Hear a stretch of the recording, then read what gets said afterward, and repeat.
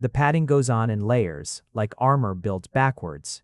Each piece is designed not to protect what's underneath, but to bury it, to take the body I've spent 28 years training into something hard and clean, and disappear it under foam and silicone shaped like surrender.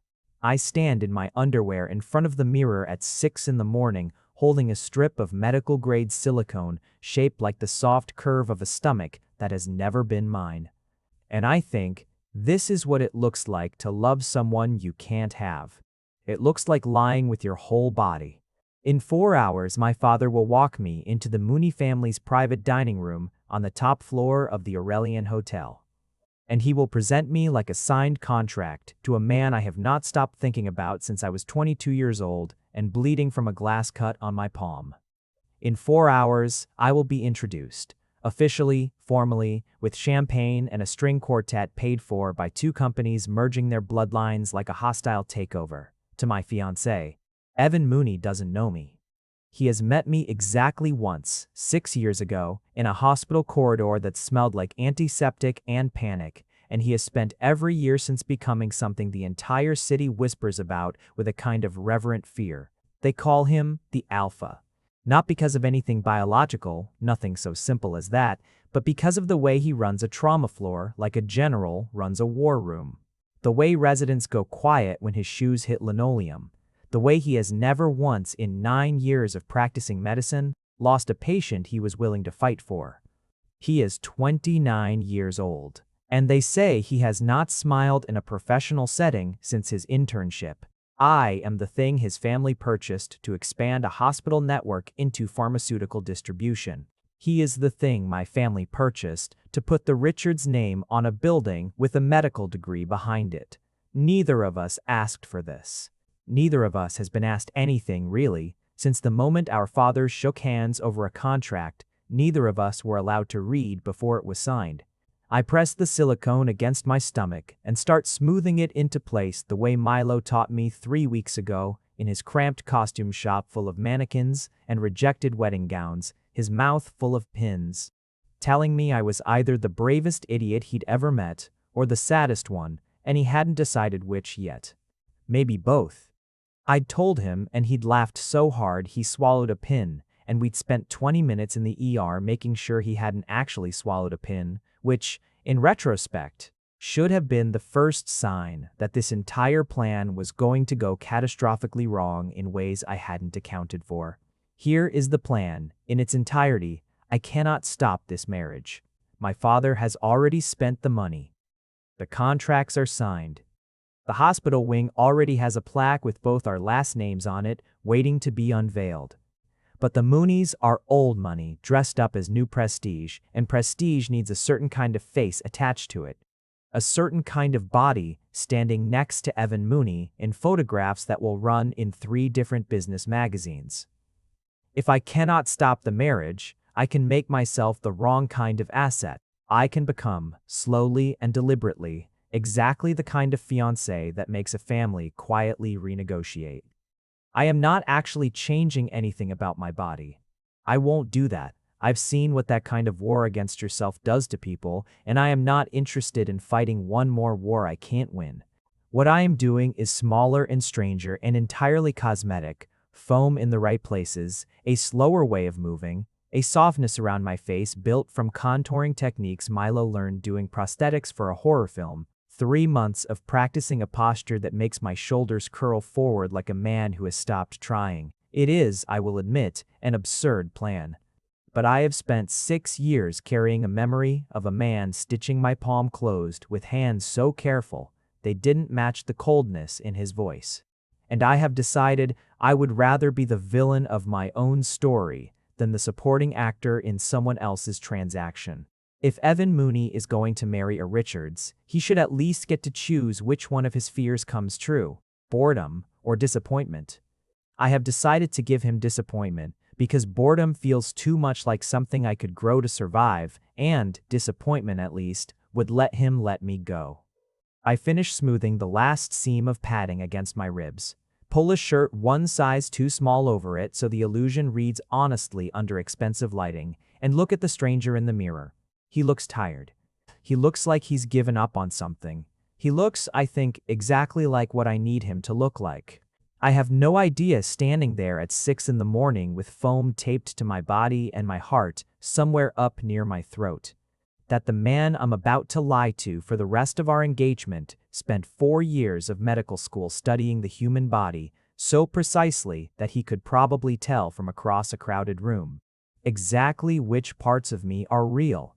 The first time I met Evan Mooney, I was 22 and recklessly drunk at my cousin's engagement party, and I sliced my palm open on a champagne flute that shattered when I set it down too hard on a glass table. I remember the blood more than the pain, the way it looked so wrong against white tablecloth, the way my cousin screamed loud enough that someone in scrubs appeared out of nowhere like the night had been waiting for him. He didn't introduce himself. He knelt on the floor, in a three-piece suit he didn't seem to care was getting blood on it, took my hand in both of his and said, in a voice so quiet it felt like it was meant only for me, "You're going to need 4 stitches and you're going to feel like an idiot tomorrow, but you're not going to die. So let's stop crying about it." I wasn't crying. I want that on record. I was 22 and drunk and in shock, and there might have been some moisture involved, but I was not crying, and I told him so, and he looked up at me with an expression that was almost the beginning of something like amusement, and said, "Good, hold still."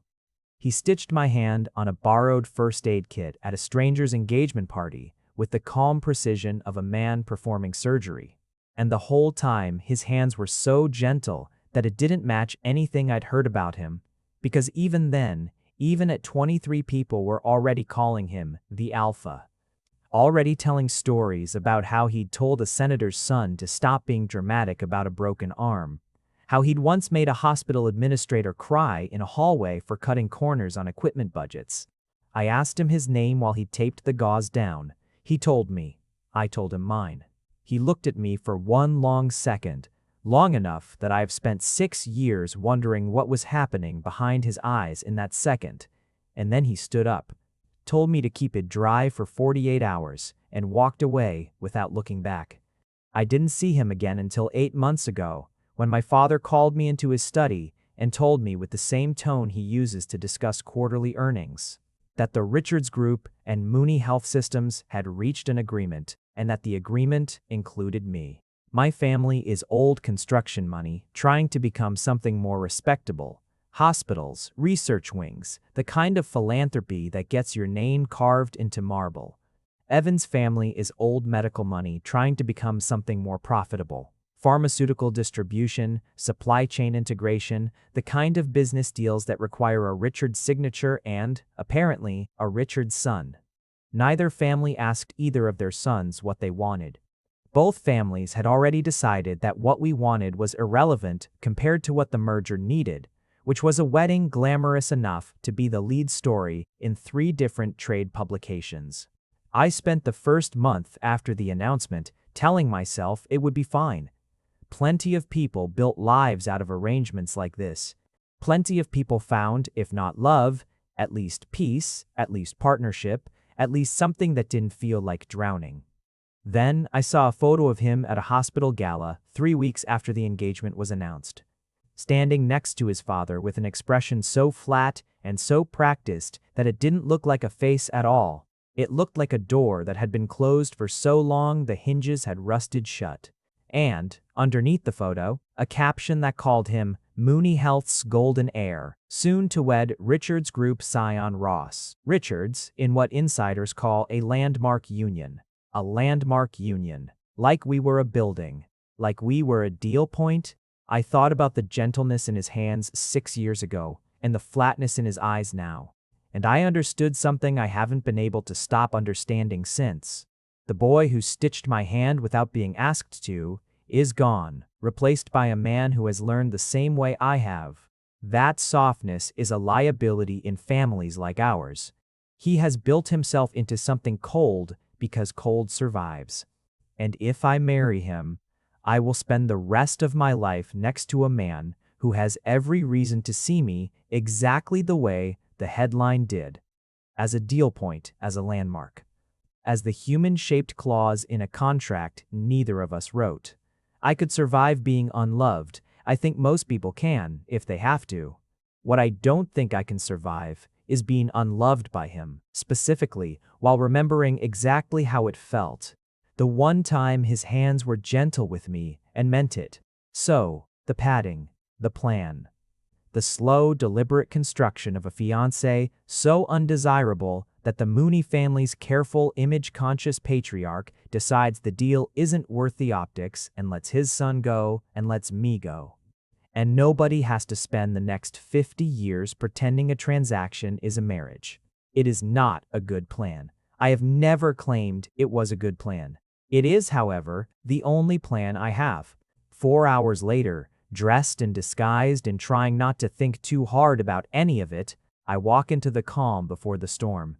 The Aurelian Hotel's private dining room smells like white lilies and old money, and I am wearing, under my too-tight shirt, 11 pounds of carefully sculpted silicone that itches every time I breathe.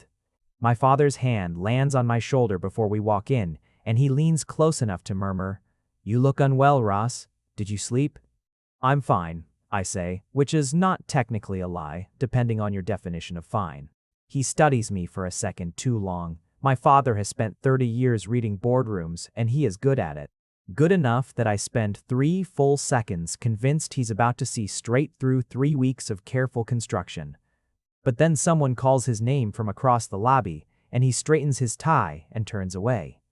And I exhale for what feels like the first time in an hour. The Mooneys are already seated when we walk in. Evan's father, Charles Mooney, rises first.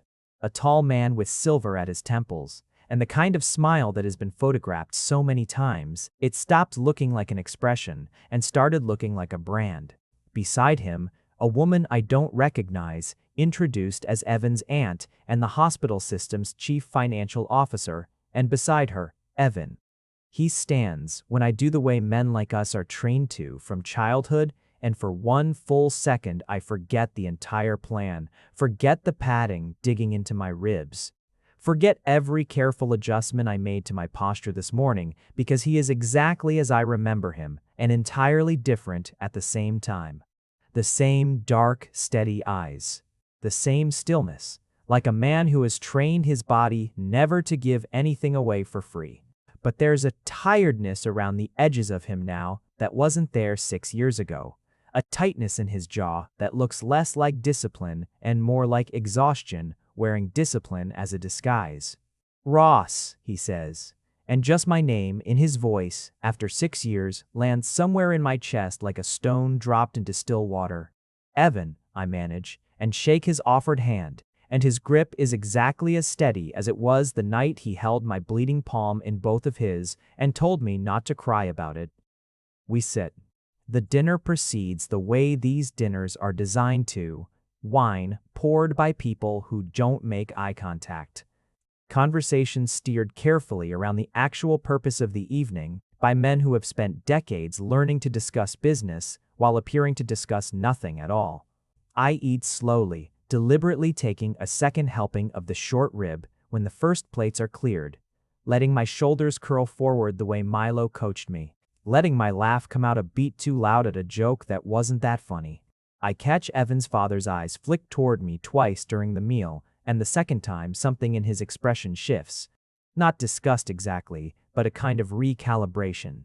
The look of a man quietly revising a number in a spreadsheet. Good, that's the reaction I built this for. What I don't expect is Evan's reaction, which is no reaction at all. He watches me take the second helping with an expression I can't read, and when I reach for the breadbasket a third time, his eyes follow my hand. Not my stomach, not the parts of me I've spent weeks building into a different shape. My hand, the same hand he stitched closed 6 years ago, like he's checking something, only he would think to check. "You used to take your steak rare," he says, halfway through the meal. Quiet enough that it's clearly meant only for me, the way his voice was quiet 6 years ago. Medium rare, with the blood pooling on the left side of the plate, never the right. "I remember because you asked me while I was stitching your hand whether I thought it was strange that you cared more about presentation than temperature." I stare at him. I do not remember saying that. I do not remember anything about that night except the blood and his hands and the fear underneath the adrenaline. I don't remember saying that, I say carefully.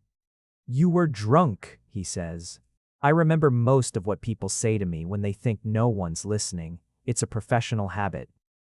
A pause, and then, in a voice so even it could cut glass, tonight you ordered it well done. It's such a small thing, it shouldn't matter.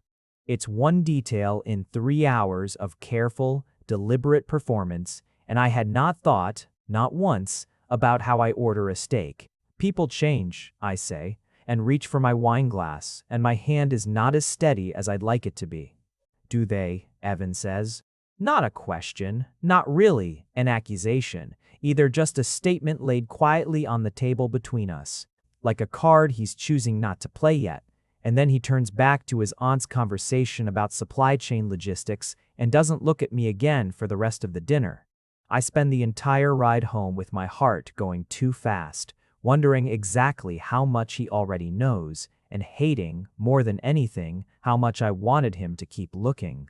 The letter arrives 4 days later on Mooney Health System's letterhead, informing me that as part of the pre-union wellness protocol, a phrase I'm fairly sure was invented specifically for me, I am required to complete a full physical evaluation with a Mooney-affiliated physician before the engagement can be formally announced to shareholders. I assume, reading it, that I'll be handed off to some junior resident who will check a box and move on. I am wrong. The appointment card, when it arrives, has Evan's name printed at the top in clean block letters. That's insane, Milo says, when I show him, sitting cross-legged on the floor of his shop, surrounded by foam offcuts. He's a trauma surgeon. Why is he doing intake physicals? Because his family owns the hospital, I say, and apparently this marriage is important enough that they want their golden heir's hands on it personally. Milo makes a face like he's tasting something sour, and neither of us says the obvious thing, which is that Evan Mooney examining my body in any capacity is the single worst possible outcome of this entire plan. I go anyway. There isn't a version of this where I don't go. His office is on the 14th floor, all clean lines and gray light, with exactly one framed photo on the wall. A med school graduating class, Evan standing at the edge of it, already not smiling. He doesn't look up when the nurse shows me in. He's writing something, his pen moving in short, efficient strokes, and he says, without raising his eyes, "Sit, I'll be a minute." I sit. I have, of course, patted myself appropriately for the appointment, slightly less than the dinner, because I know there will be a scale involved, but enough that the difference from 6 months ago, on paper, will look real. I have learned, over 3 weeks of practice, exactly how to breathe around the silicone without my chest betraying the shape underneath it. I have not, I will admit, accounted for what it feels like to be examined by a man whose hands you have spent 6 years remembering. Blood pressure first, he says, finally looking up, and his eyes do something quick and assessing as they move over me, not unkind, not cruel, just clinical, the way I imagine he looks at every patient. Cataloging information with the part of his brain that doesn't know how to stop working. He wraps the cuff around my arm himself, instead of having the nurse do it, and his fingers against my wrist as he checks my pulse are exactly as steady as they were 6 years ago and exactly as warm. I have to look very hard at a spot on the wall to keep my own pulse from spiking under his fingers in a way that would tell him something I am not ready for him to know. 118/72, he says, mostly to himself, writing it down. Pulse 74. A pause. That's an athlete's resting heart rate, Ross. I used to row, I say, which is true, was true, 6 years ago, before contracts and mergers replaced most of my free time with obligations. Used to, he repeats, and doesn't write anything else down. He moves through the rest of the exam with the same brisk efficiency. Lungs reflexes the careful press of his fingers along my throat, checking my lymph nodes, and the whole time I am holding very still. The way you hold still around something that might bite, except the thing I'm afraid of, isn't pain, it's discovery. It's the particular vertigo of being known. Then he asks me to take off my shirt. I knew this was coming. I have practiced for this exact moment in front of Milo's full-length mirror 4 separate times. Practiced the casual unbuttoning, the slight slouch, the way to let the padding settle naturally against my skin instead of looking engineered. I do it now exactly the way I practiced, and for 3 full seconds, standing there in his office with my shirt in my hands, I believe it's working. Then his hand presses, very lightly, just below my ribs, a standard part of any physical. Checking for tenderness, nothing unusual about it at all, and I watch his face change. It isn't dramatic. If you didn't know him, you might not catch it. But I have spent 6 years cataloging every micro-expression that man has ever shown me, and I watch something shift behind his eyes. A small, sharp recalibration, the exact look his father had at dinner except inverted. Not disappointment.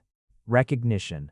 He doesn't say anything. He presses again, slightly higher, against the curve of my ribs where real fat would yield differently than silicone bonded over muscle that hasn't gone anywhere in 6 years, and his jaw tightens, just slightly, and he steps back. "Get dressed," he says, his voice giving away absolutely nothing. "We're done for today."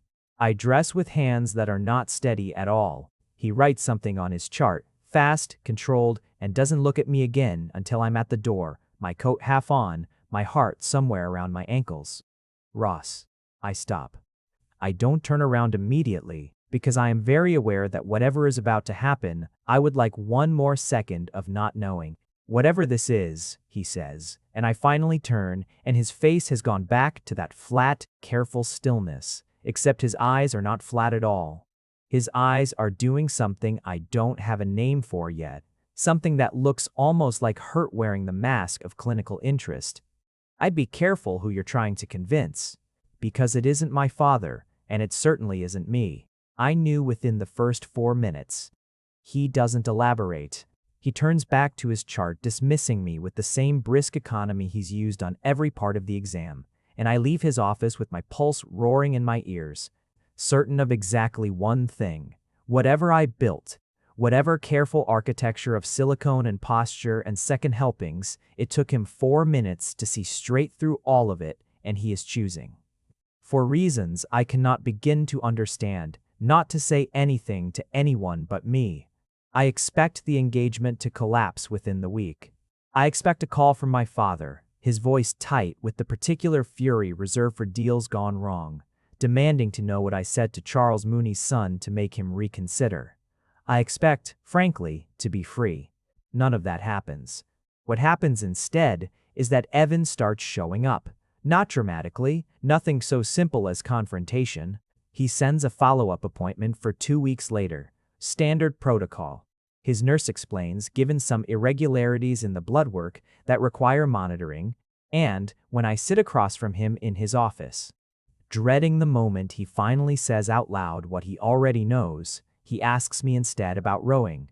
"You said you used to," he says, not looking up from my chart. "Why did you stop?" "Time," I say. "Contracts don't leave room for sport." That's not an answer. He looks up then, and there's something almost gentle in the directness of it, a quality I have no memory of from 6 years ago or from the cold, photographed man in every business magazine since. That's a deflection. I'd know. I do the same thing about 3 times a day. I don't know what to do with the version of Evan Mooney who notices when I'm deflecting and chooses, gently, to call it out instead of letting it go. I don't know what to do with the version of him who asks questions like, he actually wants the answers. "What do you deflect about?"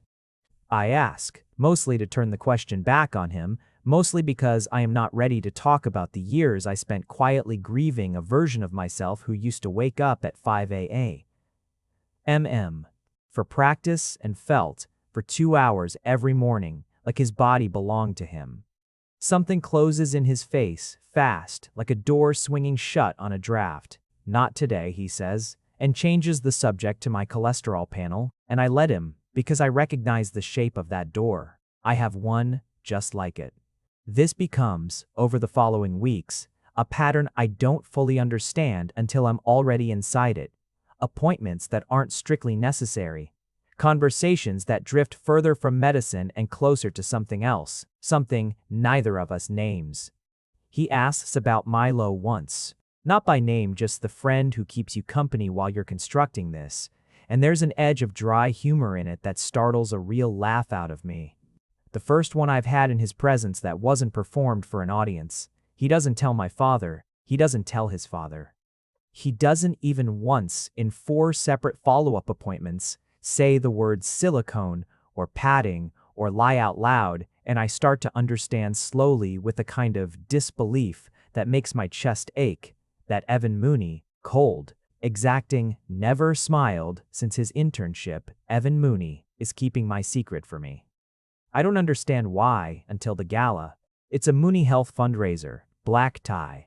The kind of event where my family's money and his family's reputation are both on display under chandeliers worth more than most people's houses. I'm wearing the padding because I have to. Charles Mooney will be there watching. Recalibrating. And I'm 3 glasses of wine into a conversation with a board member's wife who keeps complimenting my healthy glow in a tone that makes it very clear what she actually means. When Evan appears at my elbow with 2 glasses of water and a look on his face I've never seen directed at anyone but a patient in crisis. "You're sweating," he says quietly, just for me, while the board member's wife is distracted by someone else. "Through your shirt, along the seam line." I freeze. It's hot in here. "It's 71 degrees and climate controlled," he says, and there's no accusation in it, only something that sounds, impossibly, like concern. "How much padding are you wearing under that suit?" "Evan, I'm not asking to expose you." His voice drops lower, steadier, the same voice he used the night he stitched my hand. "I'm asking because silicone doesn't breathe. And you've been on your feet for 2 hours and you look like you're about to pass out in front of 40 members of the hospital board. And I would very much like that not to happen." I stare at him. Somewhere underneath the strange floating panic of being caught, again, by the one person whose opinion I have spent 6 years unable to stop caring about, I notice something that feels almost like wonder. He isn't angry. He isn't disgusted. He is standing here, in front of everyone who matters to his family's reputation, quietly worried about whether I'm overheating inside a lie I built specifically to make him want nothing to do with me. "Why haven't you told anyone?" I ask, the question I've been carrying for weeks finally breaking loose. He looks at me for a long moment, and something in his face is unguarded in a way I've never seen it, not even 6 years ago when his hands were gentle and his eyes were young. "Drink the water," he says, instead of answering, pressing the glass into my hand, his fingers brushing mine, just a second too long to be accidental. "We'll talk about the rest of it later, not here."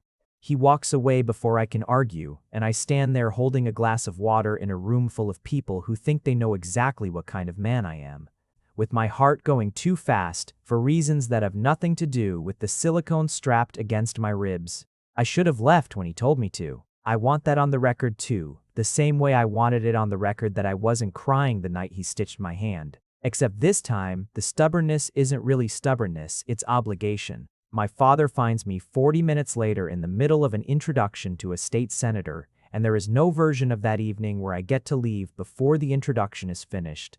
The photos are taken, and the senator's aide has confirmed 3 separate times that the donation pledge will be honored.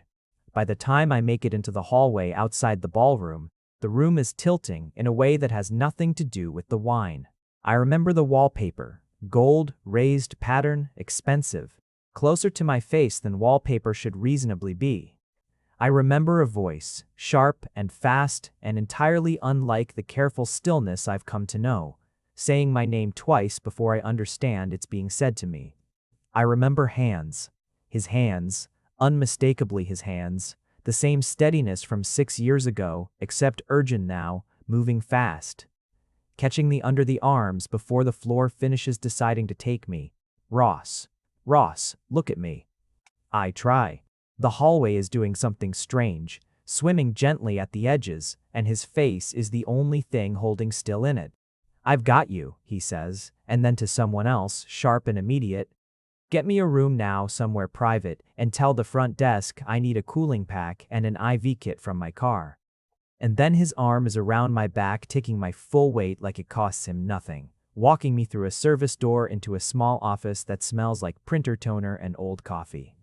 He sets me down in a chair and crouches in front of me, his hands going immediately to my collar, undoing the top buttons of my shirt with the brisk efficiency of someone who has done this exact motion 1,000 times in an emergency room, except his hands are not entirely steady, not the way they usually are. And I notice that even through the haze of heat exhaustion, "I need to get this off you," he says, his fingers finding the edge of the silicone panel beneath my undershirt.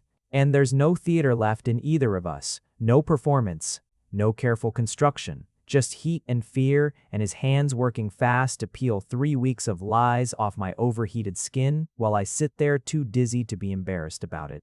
The relief, when the padding comes away, is immediate and enormous. Cool air against skin that's been sealed under silicone for 6 hours, and I exhale so hard, it sounds almost like a sob. "You're an idiot," he says, but his voice is doing something complicated, cracking slightly around the edges of the word, and his hand stays flat against my bare ribs. Not checking my pulse this time, just resting there. Like he needs the physical confirmation that I'm breathing. A genuine, certifiable idiot. Do you understand that you could have collapsed in front of 40 board members? Do you understand what heat exhaustion does to a body that's already compromised by dehydration and 3 glasses of wine? "I'm fine," I manage. The same 2 words I gave my father at the start of all this, except this time they come out thin and unconvincing even to my own ears. "You are not fine." His other hand comes up to my jaw, tilting my face toward the light, checking my pupils with the kind of focus that should feel purely clinical and doesn't. Not even slightly. Not with the way his thumb brushes my cheekbone half a second longer than the examination requires. "You're flushed, your pulse is too fast, and you nearly went down in a hallway because you've spent 3 weeks suffocating yourself in a costume to avoid marrying me." The words land harder than the dizziness did. That's not.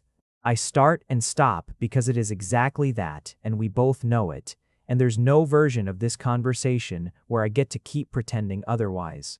Not with his hands still warm against my ribs, and his eyes doing that thing again, that unguarded thing I caught a glimpse of at the gala, fuller now undeniable. "Why?" he says. And it isn't a clinical question anymore, isn't a doctor cataloging a patient's irregularities. It's quieter than that, and raw, and underneath it I hear something I never let myself imagine hearing from him: hurt. "Why would you do this to yourself rather than just tell me you didn't want this?" I look at him. At the man who has spent 4 weeks quietly protecting a lie he saw through in 4 minutes, who showed up at a gala with water instead of an accusation, who is currently kneeling in front of me with his hand against my bare skin like he can't quite make himself move it, and the truth comes out of me before I've decided to let it. "Because I do want this," I say. "I have wanted this since I was 22 years old, and you told me to stop crying about a cut on my hand. I just never thought I'd get to have you. I thought I'd get a transaction wearing your face, and I would rather have built myself into a disappointment you could let go of than spend the rest of my life next to the real you, knowing you never chose any of it." The office goes very quiet. Somewhere outside, the gala continues, glasses clinking, a string quartet playing something bright and unaware. In here, Evan Mooney goes completely still. His hand still warm against my ribs, his eyes searching my face like he's checking for a different kind of irregularity now, one his training never prepared him for. "You thought," he says slowly, like he's testing each word before he commits to it, "that I didn't choose this. Didn't you?" He doesn't answer right away, and in the silence, I watch 6 years of careful, photographed stillness start, very slowly, to crack. "I have a brother," he says finally, sitting back on his heels, his hand finally leaving my ribs, though the absence of it feels colder than the air conditioning. "Had. Daniel. He was 3 years younger than me, and he wanted to be a surgeon too, except he wanted it the way you want something, when you haven't yet learned that wanting things loudly gets them taken from you." I don't say anything. I have learned, in 4 weeks of careful appointments, that Evan talks like a man diffusing something, slowly, precisely, and only if you don't interrupt the sequence. He died during his residency. A car accident, nothing dramatic, nothing that makes a good story. Just a man who ran a red light at 1 in the morning while Daniel was driving home from a 30-hour shift, too exhausted to see the headlights coming. I was the attending on call when they brought him in. His voice doesn't shake. That's the worst part, somehow. The steadiness of it. The way he's clearly told this story to himself so many times that the words have worn smooth, like river stones. I worked on my own brother for 11 minutes before I had to call it. 11 minutes, Ross. I know because I've counted them every day since. Evan, I'm not telling you this so you'll feel sorry for me. He looks up, and his eyes are dry, but there's something raw underneath the dryness, something that's been raw for a long time and just learned, very recently, how to perform otherwise. I'm telling you because after that, I made a decision. I decided that caring about people loudly, the way Daniel cared about things, the way he laughed too hard and loved too easily and told everyone exactly how he felt about them, that kind of caring gets you 11 minutes and a body on a table you can't save. So I built something else instead. Something careful, something that couldn't be undone in 11 minutes because it was never given to anyone fully enough to be taken. The Alpha, I say quietly, understanding, finally, what the nickname actually costs him. The Alpha doesn't feel 11 minutes, he says, something almost like dark humor in it, except it doesn't reach his eyes. The Alpha runs the code, calls the time, and goes home and doesn't think about it until the next one. It's a useful fiction. It's gotten me through 9 years of a job that would otherwise have broken me in the first 6 months. He pauses. And then my father told me I was marrying a Richard's son I'd met exactly once 6 years ago in a hallway full of broken glass. And I remembered him, remembered you, clearer than I have any right to remember someone I spent 11 minutes with at 23.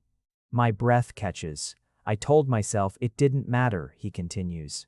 I told myself a transaction was a transaction regardless of who was on the other end of it, and that I'd learned, since Daniel, not to want things that loudly. But then I walked into that dinner, and you were there, and you'd built yourself into someone trying very hard not to be wanted.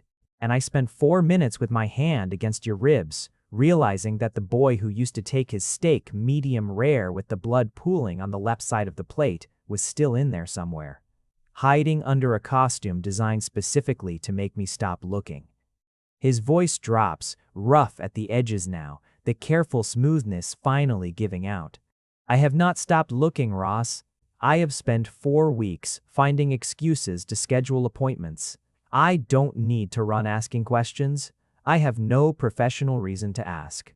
Because some part of me that I thought died on a table 11 years ago apparently did not get the memo. You let me keep lying, I say, for weeks. You just let it happen. I was waiting, he says, for you to trust me enough to stop. I didn't want to take the choice away from you, the way every other choice in both our lives has been taken away from us. I wanted you to choose to show me the truth. I didn't expect, and here, finally, something that might actually be the ghost of a smile, that it would take a near case of heat exhaustion to get there. I laugh. A real one. Slightly hysterical, equal parts relief and disbelief, and he watches me laugh with an expression that has nothing careful left in it at all. For what it's worth, he says, quieter now, I would have chosen you, even without the contracts, even without our fathers. I think some part of me has been choosing you since I was 23 years old, and you asked me, while I was stitching your hand, whether I thought it was strange to care more about presentation than temperature. I told you I didn't know. I lied. I thought about that question for weeks afterward. I think I've been thinking about it, in one form or another, for 6 years. The office is very small and very quiet, and his face is close enough that I can see the exact moment something in him decides to stop being careful. Evan, I say, and it comes out like a question, like permission, like the only word I have left. I know, he says, and closes the distance between us before I have to ask anything else. His mouth meets mine like a question he already knows the answer to, careful at first. So careful, the same careful he's built his entire life around, and then not careful at all. Like 11 years of discipline, deciding all at once that this particular thing is worth the risk of feeling something he can't control. I kiss him back with everything I built this entire elaborate, ridiculous plan to avoid feeling. And it turns out 4 weeks of careful sabotage was never going to be strong enough to outlast 6 years of wanting one man's hands on me again. His fingers find my jaw, tilting my face the way they did during the exam, except there's nothing clinical left in the gesture now. Just want plain and unguarded. The kind of want a man only allows himself when he's already decided the cost is worth paying. I fist my hand in the front of his shirt, the same hand he stitched closed at 22, and pull him closer. And he makes a low sound against my mouth that I will spend the rest of my life thinking about. When we finally break apart, both of us breathing harder than either of us would like to admit, he doesn't pull back far.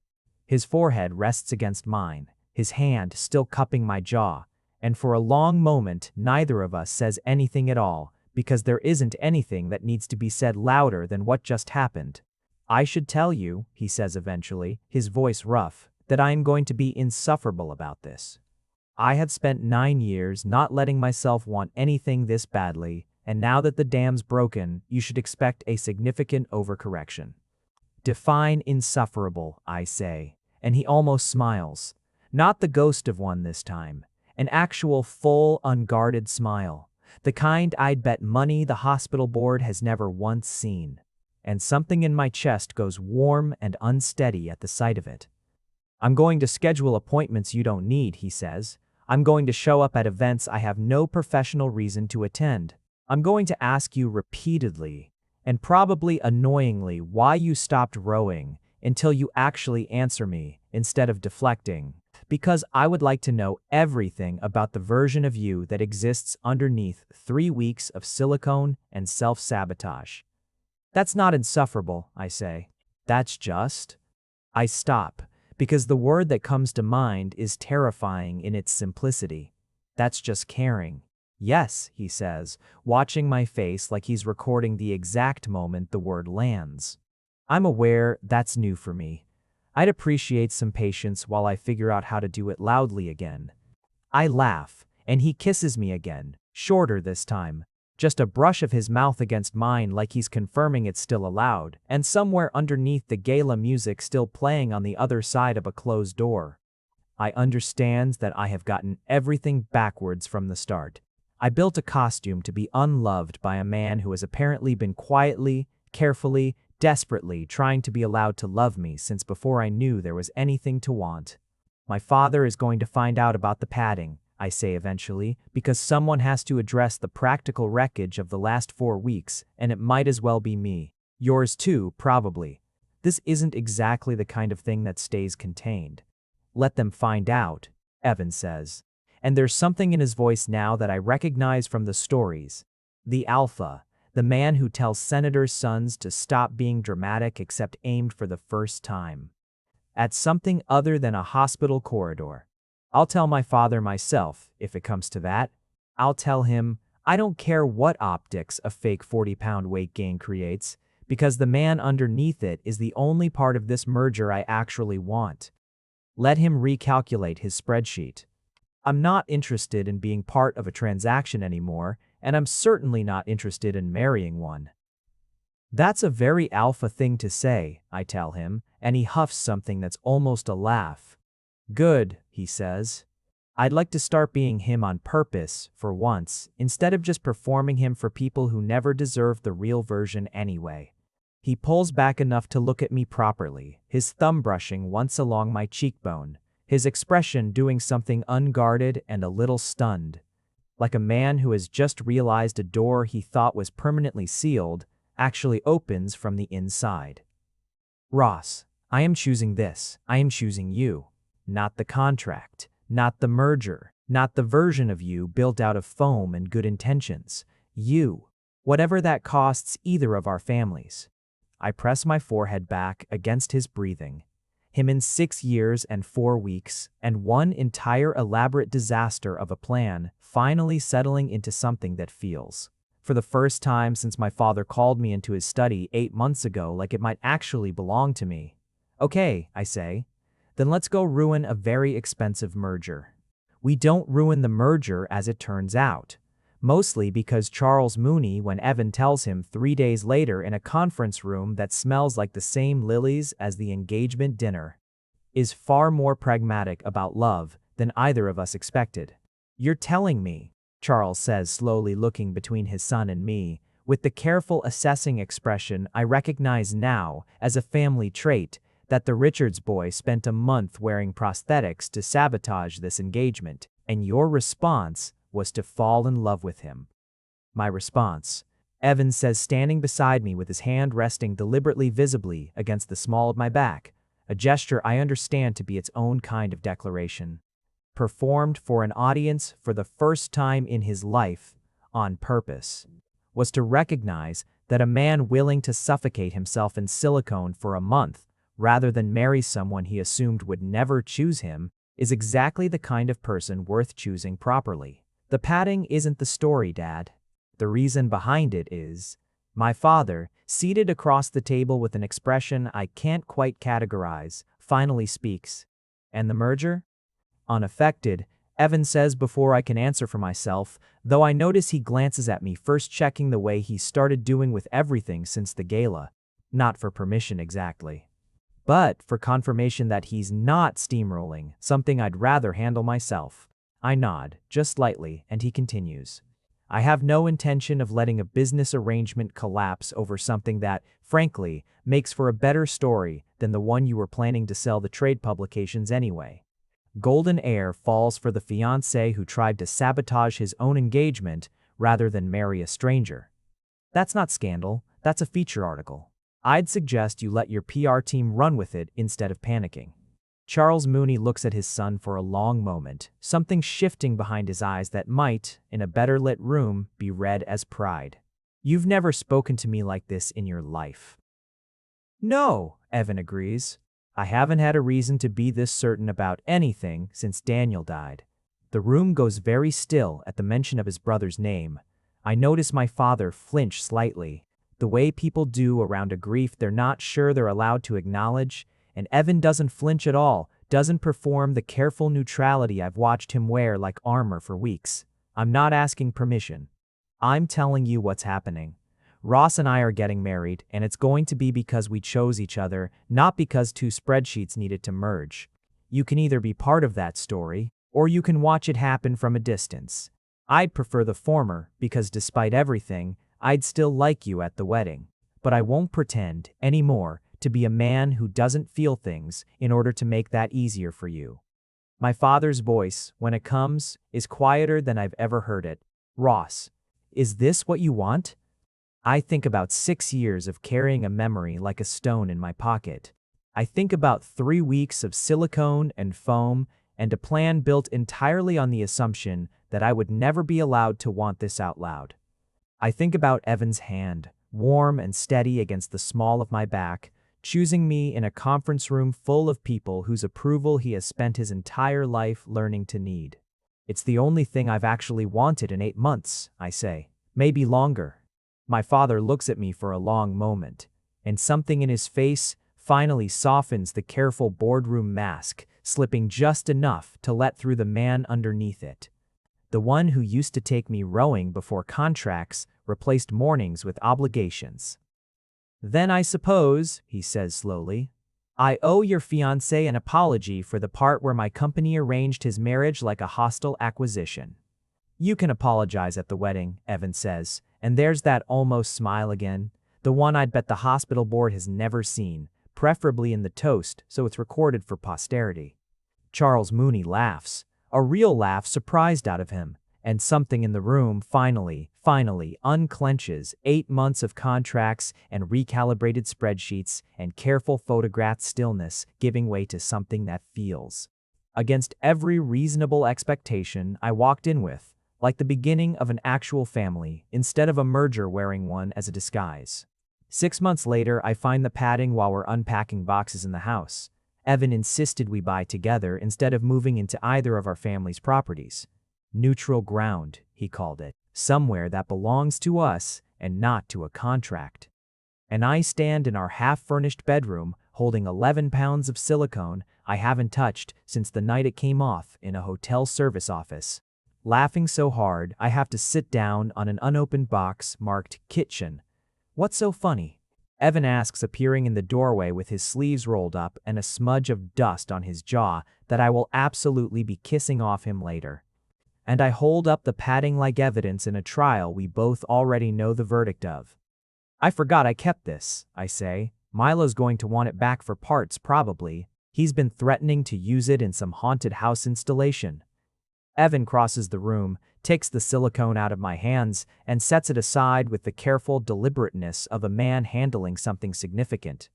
I want to keep one piece, he says. That's morbid. It's sentimental, he corrects, sitting beside me on the box, his shoulder warm against mine. It's the most elaborate, ridiculous, completely unnecessary thing anyone has ever done to avoid marrying me, and I happen to think it's the most romantic thing that's ever happened to me. Even though it was specifically engineered to make me not want you, I'd like a piece of the evidence. You're insufferable. I tell him exactly the way I told him 6 months ago, and he smiles, easily now. The way he's learned to over half a year of choosing softness loudly instead of performing coldness as a survival mechanism, and presses a kiss against my temple that tastes like the dust from an afternoon spent unpacking a life we actually chose.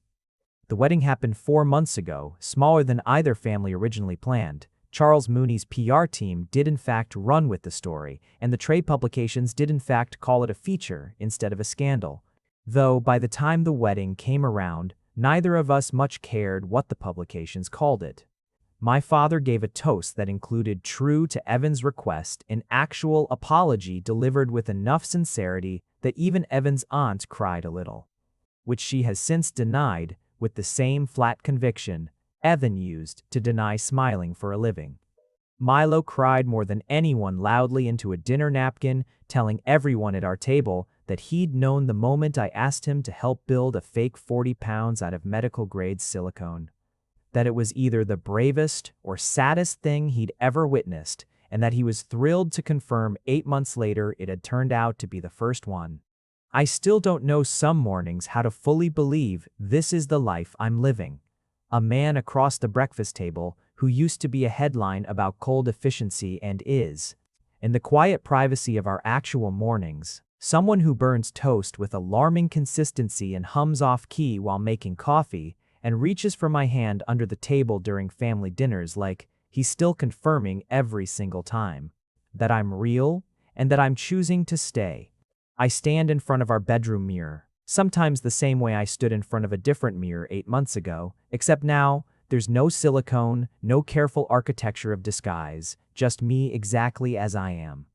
And Evan's reflection appearing behind me a moment later, his arms coming around my waist, his chin settling against my shoulder like it belongs there. "What are you thinking about?" he murmurs into my neck, the way he started doing whenever he catches me somewhere quiet inside my own head. "That I built a costume to make you stop looking at me," I say, "and instead you looked closer than anyone ever has."